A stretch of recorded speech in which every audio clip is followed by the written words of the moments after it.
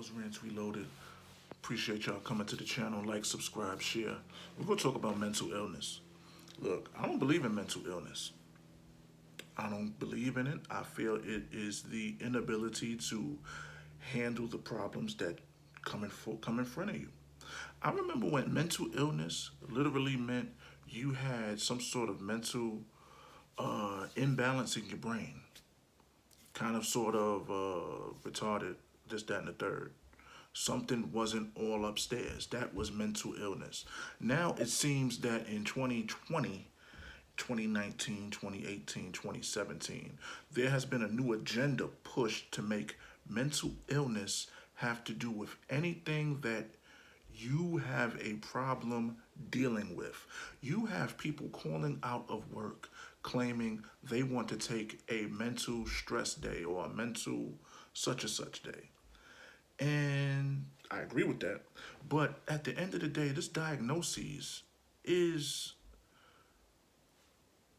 it it comes from not taking action. It comes from not being able to look at your problems and say, this is how I'm going to solve it. And the real people that have mental illness are not getting the help that they deserve because you have this oversaturated market of snowflake human beings that whine, bitch, and complain and moan about everyday life. Do you think most human beings want to wake up and go to a job that they don't like just because they have to pay bills and take care of a family? No, they don't. But you being stressed about it doesn't mean you have a mental illness. Like, I'm a black man. I'm from the Bronx. I'm straight up from the Bronx. I've seen things that would daggone equate to what some PTSD troopers have seen in war times. But do I claim mental illness? No. Some people need to just start learning how to hold themselves accountable for what the problem is in their life and talk to somebody about it. Look, it's like they say, people are battling depression.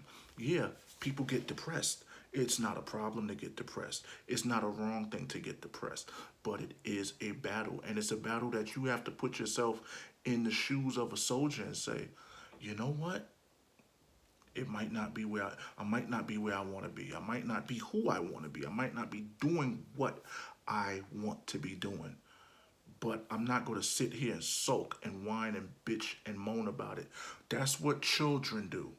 And then you have to give some sort of, you have to place some blame on the parents because you have parents that are raising these children to become adults. And when they raised them as children, they didn't put in their daily lives that everything's not always going to be the right way. Everything's not always going to be what you see on TV. Every problem you might not can solve. Everything that's going to happen might happen and it might hurt you. And this is how you deal with it. Because these are the same kids that you're raising to be the ones that are going to just blame everything and not try to look for solutions. These children are going to be adults one day. And they're going to claim that same shit. And then you got to realize the daggone, the government, they make billions off of it. Because just like with anything health related, because mental health is mental health. But when you talk about mental health, the only thing that the government and the doctors are going to do are prescribe you with some sort of drug that's going to suppress your feelings, not solve the fucking problem. We don't need medication to suppress feelings. We need to be put in situations or mentored or talked to or spoken to about solving these problems that we have. If we could solve the problem and learn how to solve the problem, we can get rid of all of this mental illness talk, because mental illness right now is a business. You get sent to a psychiatrist, they talk, they look at you, they talk to you, they prescribe you something. One doctor sends you to another doctor, who sends you to a pharmacist, who everybody gets a piece of the pie. How is it that we can talk about all of this stuff on TV and social media, and you have celebrities talking about mental illness, but we have no solutions for the problem? I understand some people don't have people they could talk to. Some people have issues talking to people. But don't say it's mental illness, because it's really not mental illness. Do you remember? It's like Umar Johnson said, in the 60s and 70s, being a homosexual was considered a mental illness. Does that stand today? No, because they rewrote the laws and rechanged things. We have to start thinking with a logical mindset. A lot of things are choices. We have to learn how to make choices, and we have to learn how to deal with situations and get out of situations so we can be better. You know, everybody's not going to win. Sometimes you're going to lose, and it's okay. I understand you have people that have had horrible things happen to them, molestation, witnessing to violence in the household, witnessing to murders and violence, and some people have literally seen their whole families get murdered and taken out. I'm not saying this is some shit that, oh, you need to toughen up and deal with your emotions like that. These situations are, yeah, you know what, you done seen some traumatic shit. People that have been in war, combat, real combat, went to war, not people that just went to the military and like to just use it because they could say, yeah, I was in the military, but have seen no combat and this, that, and the third. You have people that have been through real things, people that have been in prison half of their life, people that lived in the ghettos and seen people get murdered in front of them. I've seen people dying on the floor where I was born and raised, holding themselves with gunshot wounds, crying for their mother. Now, should I go to the daggone? And these are things that haunt me, that I remember I'm a grown ass man now, and I look back. These are things that I seen when I was in my late teens, early 20s. Should I go to the doctor and say I have mental illness? Give me some drugs to help erase what I saw, or do I say I seen what happened? There's nothing I can do about it. How can I move on? That's not mental illness. That's dealing with your life. And people need to start learning how to deal with their lives, especially in America. You talk mental illness, about how your situation is not great, on how the environment around you is not great and it's depressing. Go to a third world country. I guarantee you know nothing about this quote unquote word mental illness. Mental illness is nothing but big business right now. Real people have real problems that they need help with, but you have a whole bunch of oversaturated, whining ass children and adults complaining about shit instead of trying to come up with a plan of action. And then you have people that are, instead of checking them on their bullshit, they're parts of the problem. And and cuddling them and saying, oh, it's all right, it's mental illness. It's not mental illness, it's a problem, it's a situation. How are you going to handle it? You sitting in the corner fucking crying, soaking, and complaining and talking about it over and over and over instead of taking action or looking for action, it's not going to solve it. That is the cure to the snowflake version of mental illness. Get these motherfuckers out the way. These little complaining little bitches, get them out the fucking way. Especially these daggone young white boys that's going to schools and churches shooting up people because white folks love to say it's mental illness. It's not mental illness. It's a culture that we live in that is antisocial, and people are on their phones, they're on their tablets, they're on their Nintendo Switches, they're on YouTube, they're on the PlayStation, the Xboxes, and they don't know how to talk to people. So what happens? They start talking to themselves, and they don't know how to cope with the problems that they have, because at the end of the day, they done went to school to learn some bullshit, but they can't learn interpersonal skills because everything that's around them puts them in a box. And then they go off and do these crimes because the box that they're looking at, because that's all we're doing is looking in boxes, whether it's your television screen, whether it's this screen, whether it's your cell phone screen, whether it's your tablet screen. It's a box, and whatever they're consuming out of that box is giving them a one-way trip of information, and they're just consuming it, but they have no way to get that information out of this box and to come across another person and have a conversation. And someone say, hey, dude, wait, that might not be the way. Maybe we need to talk about this. Maybe we need to work on these sort of skills for you. You see what I'm saying? So at the end of the day, we need to stop coming up with the excuse mental illness. We need to rebrand it into something else, into what it really is.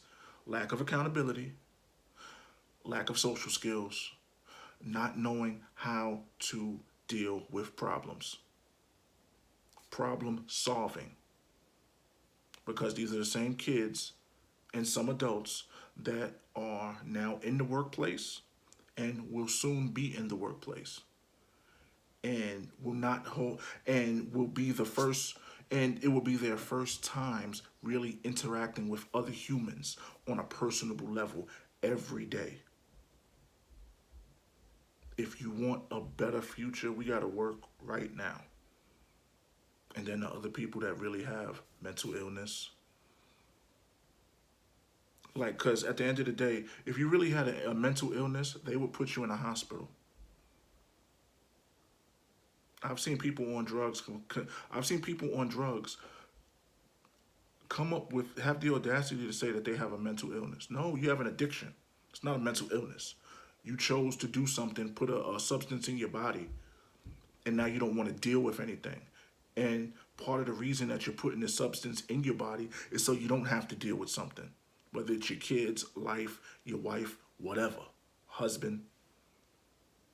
So let's cut the bullshit. There's no such thing as mental illness in a lot of cases. The real people that have mental illnesses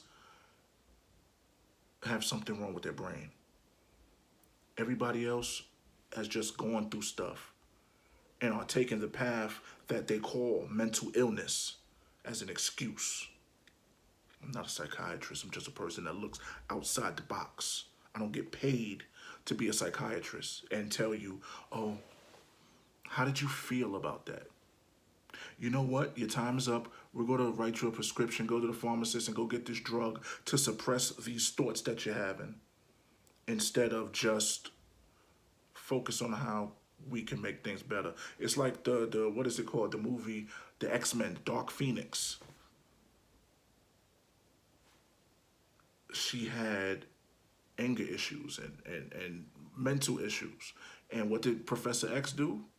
He suppressed the he suppressed those memories and all of that anger so it would lie dormant. And then when the bubble burst, all of a sudden you a bad person. They didn't try to treat it, they tried to suppress it. And that's what's happening. Everybody's on Ritalin and Xanax and some sort of shit they're giving this shit to children because they're saying that they're having mental health issues. It's bullshit. You don't know how to solve problems. You don't know how to deal with stuff. How about we start teaching how about we start teaching people how to deal with stuff, and then we can then work on mental health issues. Y'all would rather work on mental health issues than you would on your personal health. Think about that. You got more people out here that are celebrities, this, that, and the third, that talk about mental health more than they talk about personal health. You could be 500 daggone pounds, 300 pounds, 400 pounds, walk out on a fucking stage in a thong with all your cellulite on, and you're fat, and you're heavy, and you're unhealthy, but y'all more concerned about mental health than physical health, human health, because you get paid off of that too. We live in a country that mass produces a whole bunch of shit that's not good for us for profit. You can't win for losing, can you? Rails Rants Reloaded. Like, subscribe, get your free stock from Robinhood. All you gotta do is click the link. When you click that link and you sign up, you don't have to put any money in the account. It's going to be three things you can scratch off on your phone. You scratch it off, they're going to give you a free stock. Then I get a free stock. Works for both of us. And then you can get your own link for free. Send it to somebody, your wife, your husband, your significant other, a friend. Here's a free stock. All you got to do is sign up. You don't have to fund the account. When they sign up, you get another free stock, up to $500 a year. And I'm also working with Capital One on people that want to get travel credit cards. The Venture One card, you get no, the Venture card, you get 2 points for every dollar you spend back towards travel, flights, and hotels. And the Venture One card, you get 1.25 points back for every dollar you spend.